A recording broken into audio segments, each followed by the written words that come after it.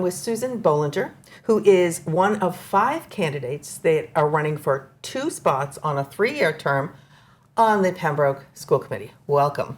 Thank you. Thank you for having me. That's a mouthful. Yes, it certainly is. Okay, we're going to get right into some questions. Okay, great. All right. How do you determine your budget priorities given the mandates that you have no control over and the state funding which has not been finalized?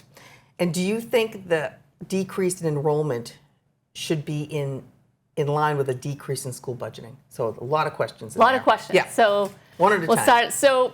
Well, first of all, the budget priorities, we start really early in the year. So going over the different departments and what their needs are. Okay. But just to back it up a little, last year it became apparent that there was just a little bit of a gap with the communication between departments. And so what we did was I went to the select board and asked for a joint subcommittee between the select board and the school committee, because I wanted to make sure that we didn't run into problems where the town's coming up with a budget that we can't really support because we're way off. So this year, in previous years we started in January with each of the departments, but this year we started all the way back in October this school year.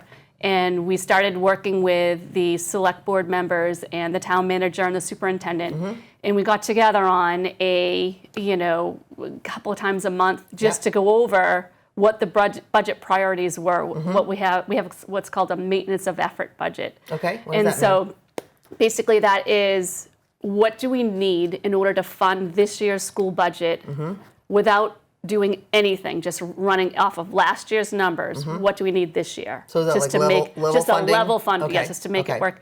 And so we went over the maintenance of effort budget with the town manager and the select board members so that they understood. Yep.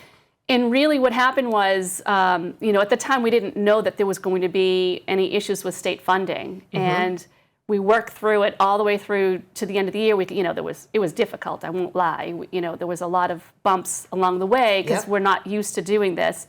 But in the end, what we were able to do is we were able to fund both the school budget and the town budget by creative. We talked to each other, we talked through the whole process.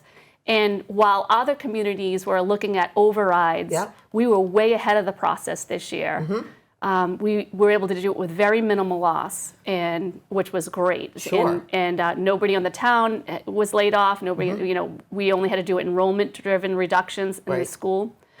But this is based on your estimation of what you're going to get. That's true. Per pupil. That's true. Per head per pupil. But we do have an estimate of Chapter 70 funding based on conversations that have already begun to happen. Okay. So obviously it's not fully done until July or even August. August. Right. So way further. So what we do is we go on a conservative number. Okay. So you're basing your budget on a very conservative per pupil reimbursement from the state. Exactly. Okay. Exactly. Okay. And if you get more, then great. And then we can hopefully fund some of the priorities, add back in. Okay. But we do have many things that need to be added in this year that we weren't able to do. So in terms of enrollment, let's talk about that. Yeah. So what do you say to a resident who doesn't have kids in the school anymore, who looks at your budget every year and it goes up and up and up, and then yet they look at the number of students that are enrolled and it goes down? So what they should know is, and this is really important, right? Yeah. Because it's a legitimate question. Yeah, absolutely. And you're paying taxes, so you want to know that your money's being spent, appropriately. Yeah. And so what happens is every year when we look at our budget, if we have enrollment reductions, we do enrollment reductions. So we take positions away. So there might be, we no longer need to have 4 teachers teaching 5th grade. Instead, we'll do 3 teachers. So we eliminate 1 position. Okay. So we've sort of done that all along. And in fact, during those budget subcommittee meetings with the select board, we highlighted all of the budget reductions we've done over the last 10 years because it really wasn't clear to them because we hadn't been meeting regularly. Right. And they didn't understand that every time the enrollment went down, we were reducing as much as we possibly could. Yep. We still have contractual obligations. The teachers are in unions, and we have to, obviously, if we promise, we do a contract that's like 4 years long, and if we've promised certain you have to raises, right, throughout the, we have to do it. That's a no control issue. So that's part of the maintenance of effort budget that we give. Yeah. But, so it does go up a little, and there's nothing really we can do about that. But we do reduce whenever we possibly can. Okay. And so we've done that all along. So the reduction is usually in payroll. Payroll, no, it's also in, if we can get rid of an administrative piece, then we do that. The last thing we ever want to do is programming. So what we do is we try to center all our needs around what the kids need. Okay. So if we try to keep all the, even back a few years ago when I first got on the committee, there was some reductions in the music department, for example. Oh, I remember there was an uproar. Yes, it was really difficult. Yeah.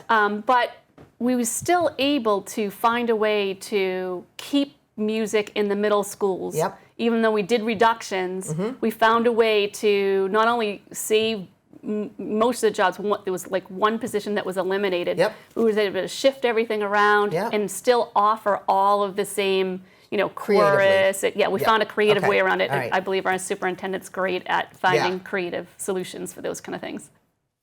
Okay, thank you. We're going to go on to question number 2. The discussion of vocational schooling is not new to Pembroke. The Pathways program is a start, but certainly not the total solution.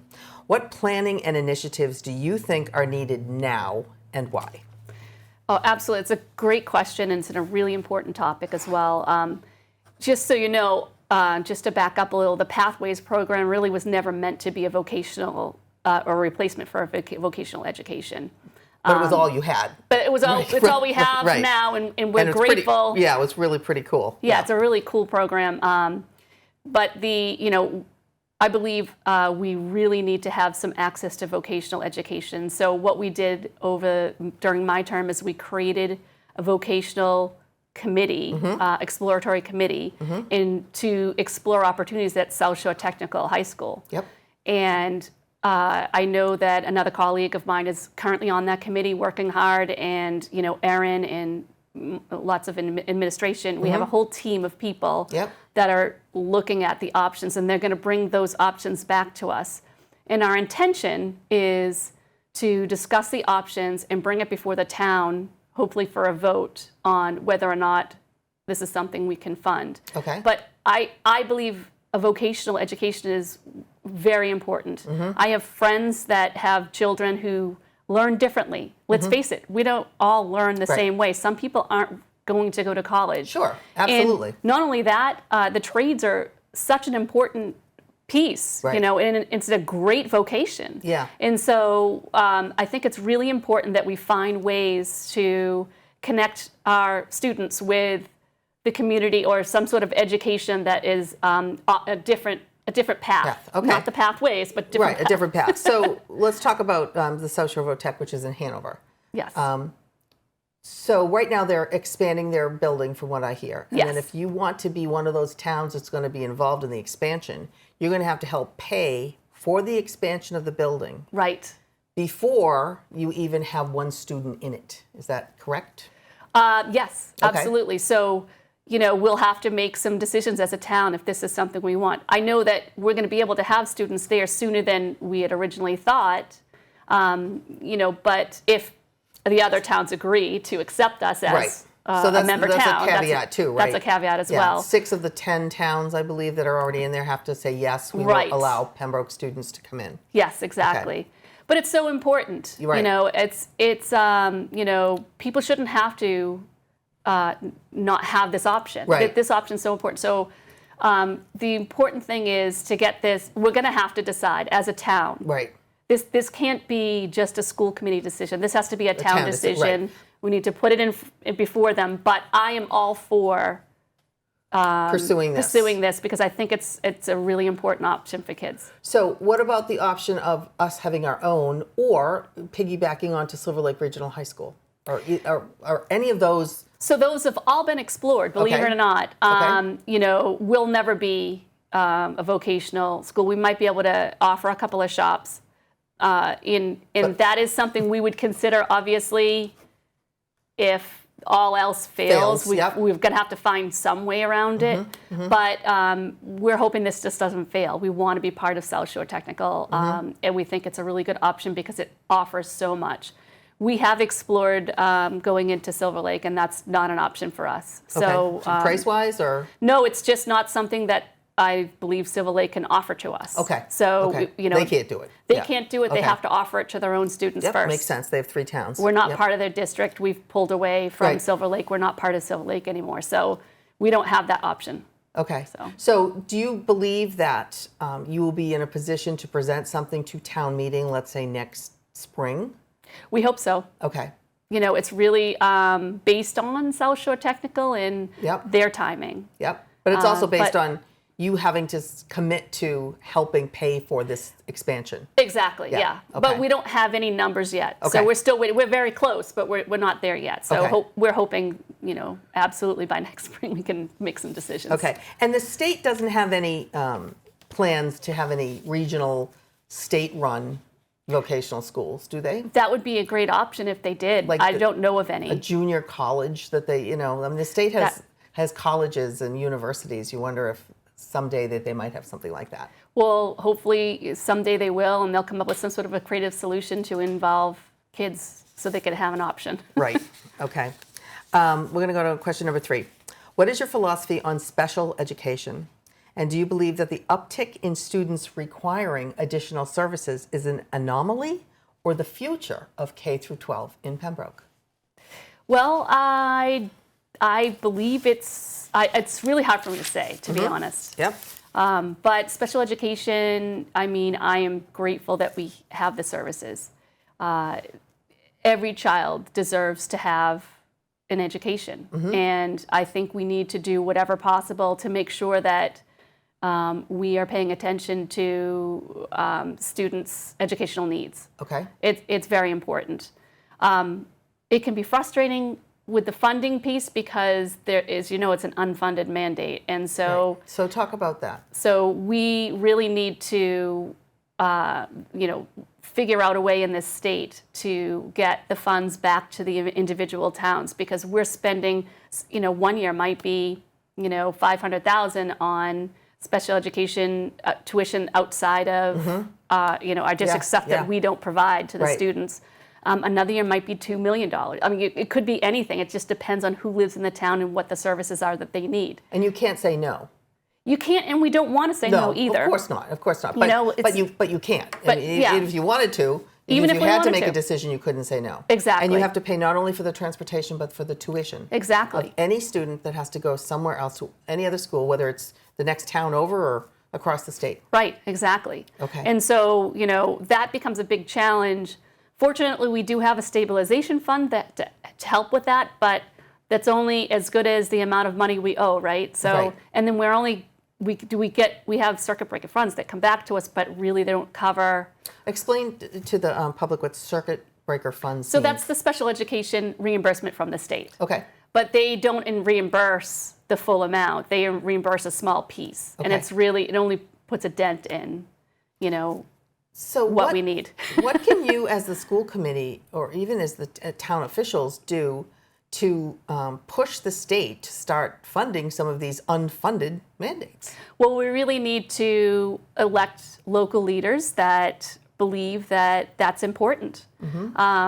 So it goes to our state representatives and our senators, and we need to elect people in office that represent our communities and understand the individual needs of each of the smaller towns. And I think all of the towns are Yeah. going to, I don't think there's a town out there that would say, oh no, we don't want our unfunded mandates Absolutely. funded. Yeah, exactly. Of course they do. Everybody We want does. them funded. Right. But I don't see a lot of advocacy at the local level at the Hill. Yeah, so what we do is we invite our representative and state senator to come to our Sure. school committee meeting at least once a year and give an update, and they usually ask what our needs are. Sure. We've always told them our needs are these unfunded mandates. We need more Chapter 70 funding. We need more Yeah, per student. per student Yeah. coming our way. And unfortunately, We haven't really seen the results of that, Yeah. and we definitely need to continue to advocate for that. Right. And So, all the towns do. all the Yeah, towns do. all the towns do. Not just Pembroke. Nope, absolutely not. Okay, number 4. There are often two very different sides to subject matters that can come before the school committee. Yeah. As an example, in January, a public meeting was held in regards to political and social advocacy. I know that you were primary in that meeting. Yeah. And can you talk about your philosophy on this whole subject and what has happened since that meeting in January? And for people that don't understand, what was that meeting about? What was the objective of that meeting? You know, and it's a great question, and thanks for asking. You know, it's been difficult because I feel like my intentions were really misunderstood. Okay, so what were your intentions? So my intentions were to have a discussion. What happened was I wrote, you know, some other districts have already passed this policy. What is the policy? 'Cause The policy is to limit social advocacy in the classroom. limit social advocacy in the classroom. In the classroom. Okay, in So- the classroom. Yep. And I actually I took a policy from another district and I shouldn't have even suggested a policy. That was my biggest mistake. But Okay. what I did was I took a policy from another district and I tried to add it for Pembroke, Okay. Maybe we can put, students, something that a student might want out in the hallways of the class of the school rather than in the actual classroom. And what prompted you to do this? Was there one or two different Yes, occasions, or what happened? There were several occasions where parents came to me complaining that their student was handed, stickers or buttons for advocacy for various groups Okay. from administration and teachers. Okay. Not from other students. No. Okay. So, and then also on awareness days, parents were complaining that, like one, for example, Trans Day of Visibility, Yep. they wanted everybody to wear a specific color. I think it was pink. I'm not 100% sure. Yep. And then there were some students there was one specific student who wouldn't go to school, asked his parents if he could stay home because he didn't own anything pink. It had nothing to do with Yeah. not wanting to support the cause. It had everything to do with not having pink. Right. And so the discussions were had and sort of met with a little resistance from the parent to administration. And so that's really where I was coming from. I just think the classroom space should be neutral, that the teachers and administrators should be neutral. That you should never know what they think politically because you never know what the person thinks on the other side. And so do you currently have a policy about this that is or is not being we do, followed? and I think that there's questions about what's considered advocacy. It doesn't specifically say social advocacy, it just says advocacy. And so depending on how you feel about a certain subject, Yep. it can be, you could go either way on it. Some people, for example, think that the trans flag or the pride flag is not political, and some people think it is. That it is? Yep. I would argue that if you walk into a classroom and you see it, you automatically know how the teacher feels politically, because if they're actually hanging it, then they feel really strongly. And I understand the need for that, because there are students in the LGBTQ community who, they feel ostracized. Right. And traditionally, we've done, as a country, as a community, we've done a horrible job of making people feel safe. Okay. And so I can completely understand, the idea behind it. And I think I'm sorry, I banged the table that's again. okay. I think we do need to find a way to, make people feel safe. So if I'm understanding you, the idea is that within the classroom itself, any classroom itself, Yeah. there's no flags, buttons, pins, anything. It's the learning, and then Well, that's what it's supposed to be. okay, and then in some other place within the building, is there an opportunity for all these flags? Well, that's pins? what I was trying to have a discussion about. Okay. So right now, it's in the classrooms. Okay. So, Black Lives Matter, Yep. coexist stickers I saw. There's lots of different Yep. social advocacy, all of sort of the new stuff over the last few years that Right. have come up. And we have a very diverse community. We Right. have people of from all different countries and religions, Yep. and some are more strict than others, Yep. and so you don't want to ever make any student feel abandoned, right? Right. So my intention really was to make the classroom a neutral space, and then make the hallways, Yep. maybe a place where students can feel represented, and students could ask, like, can I put this up? Yep. And then, administration could, maybe Say yay or nay? Yay or nay. Or, But that would have to be based on a policy. it would have to be based Right, on so a policy. So I wanted to have a discussion, and it wasn't formed yet, and that's my whole point. Yeah.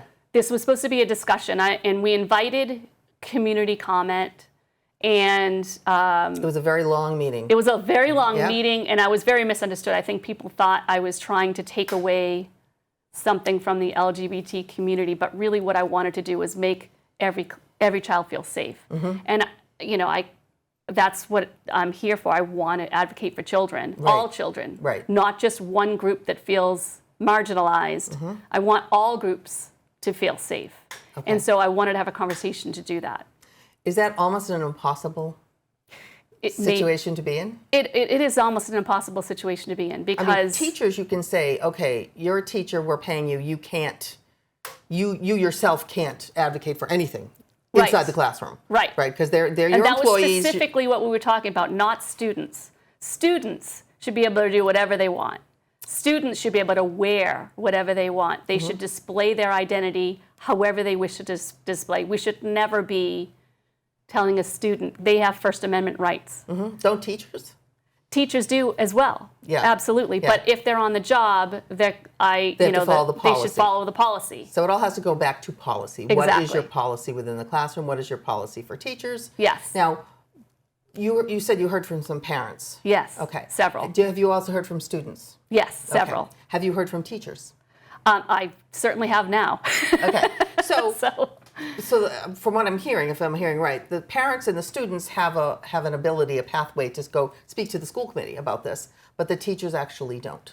they actually do. We actually invited teachers to come to the meeting and express how they felt. And I would say the first hour of the meeting was, after the students spoke, was Yep. mostly teachers. Yep. Some of them that live in the community, but we wanted to hear from teachers. That was very important to us, and that's why we invited them. And that's why we wanted a discussion and invite the community. And in the end, what was decided after that 3.5-hour meeting? After the 3.5-hour meeting, we decided not to do anything. It was, the community seemed very upset about it, and I think they misunderstood what my intention was. Maybe they didn't. Maybe they understood it completely and just didn't agree that I should ever bring it up. I am a person who believes that the democratic process is about discussion and fine-tuning things, and that no idea should be shut down. And so, I thought it was an important discussion to have. So is it over? Or It's are you over. currently working on... We voted that for the foreseeable future, which is usually a year, because anything can change in a year, that we wouldn't do nothing. We Okay. would not be We would not be creating a policy or changing anything. Okay. So if people want to see what the current policy is Yes. for advocacy of whether it's a political group or a whatever it is, a Yep. social, emotional group, whatever it Yes. is there a policy? Is it written down somewhere that any parent or student can go to and say, oh, okay, now I understand Yes, it Okay. is. We have a policy manual on our website. Okay, and what's this policy called? It's the school committee policy manual. Okay. So if you go to the school committee tab, Yeah. you will see a tab that shows you where the policies. Okay. And you can thumb through all the policies for the whole entire district, all the schools, and get there. and, Okay. and get there. Yeah. And this is to be continued. Yeah, and this yeah. is to be continued in every school, Of course. on every level. Yeah. And I think it's important to note too, a lot of people were worried about a lawsuit or whatever, and other districts have actually passed this policy that I should never have brought up until we decided what we were going to do. Other districts have actually passed it and not gotten sued. So, it was like, there was that fear, but I don't know if it was a real... Yeah, if it was a real warranted or not. it was more that people in the community were it sort of hit social media in a way and became viral almost. Right. So when that happens, that's never good. Well, yeah. Okay, so, and really quickly, what do you think the Pembroke schools do the very best? What do they do very best. I would have to say, and I'm a little biased on this, but I believe that our superintendent really knows how to keep our programming strong. She, despite any budgets over the years, she's found a way to make sure that we have a well-rounded education, and that we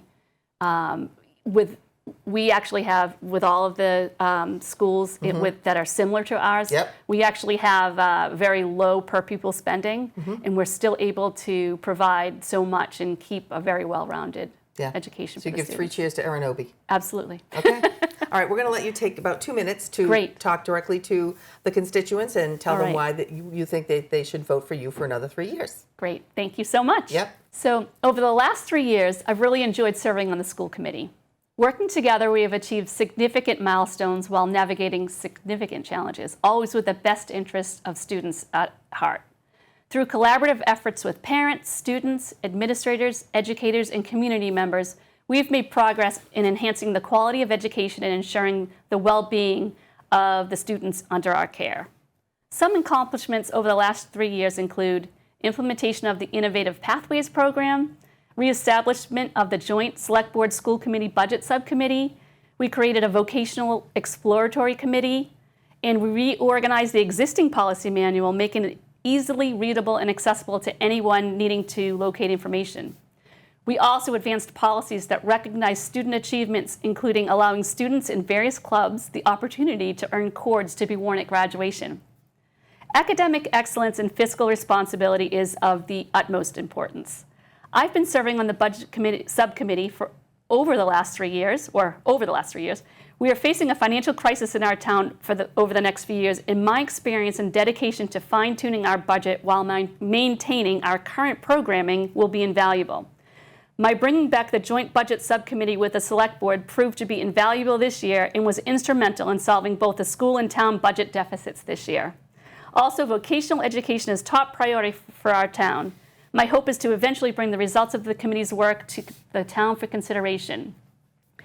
Also, neutrality and equality in the classroom is important, and I believe that students should be taught how to think, not what to think. With that in mind, I will continue to advocate for classroom spaces where every child feels included and represented. Together, we can build upon the foundation we've laid and create an even brighter future for our students. I'm committed to this journey, and I humbly ask for your vote on Saturday, May 18th. Thank you. Thank you so much, Susan. We wish you best luck during this campaign season and in the election. Thank you so much. Thank you. And we'd like to make sure that you make your voices heard by voting on or before May 18th in the Pembroke town elections. Thank you and good day.